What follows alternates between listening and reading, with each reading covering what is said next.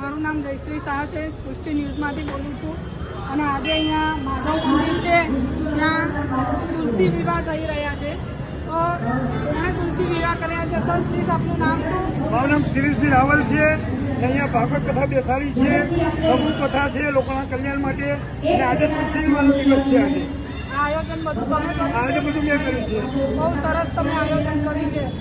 ભગવાનની એવી કૃપા. હા, અને તમને આ તુલસી વિવાહનો છે એના વિશે તુલસી વિવાહ કે દરેક નાનો માણસ આ પ્રોગ્રામમાં આવીને ભગવાનના વિવાહમાં લાભ લઈ શકે એટલા માટે તુલસી વિવાહ કરી છે. અને બધા ભક્તોએ હળી મળી ભેગા થઈને આ માધવ મંદિર જે ભગવાનને બનાવ્યું છે ત્યારે આનંદથી તુલસી વિવાહ કર્યો છે.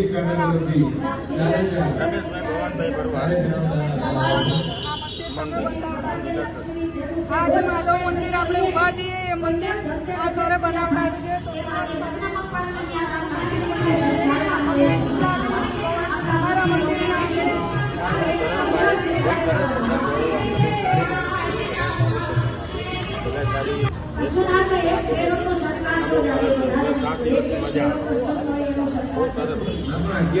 જયશ્રીબેન જે બીજેપીમાં બહુ સારું વર્ક કરી રહ્યા છે અને આજે આપણને અહીંયા નિમંત્રણ જયશ્રીબેને આપેલું છે.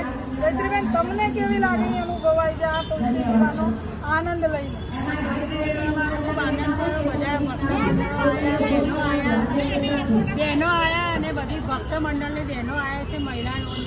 ખૂબ આનંદ અનુભવ્યો છે માધવ મંદિરમાં. તો તમે જોઈ રહ્યા છો કે અહીંયા સરસ મજાનું આયોજન થઈ રહ્યું છે. અહીંયા સરસ તુલસી વિવાહ થઈ રહ્યો છે જેનો દરેક ભક્તો આનંદ લઈ રહ્યા છે અને તુલસી વિવાહનો પ્રસંગ આપણી સંસ્કૃતિને જાળવી રહ્યા છે. તો તુલસી વિવાહનો સરસ પ્રસંગ અહીંયા યોજાઈ રહ્યો છે. જય દ્વારકા.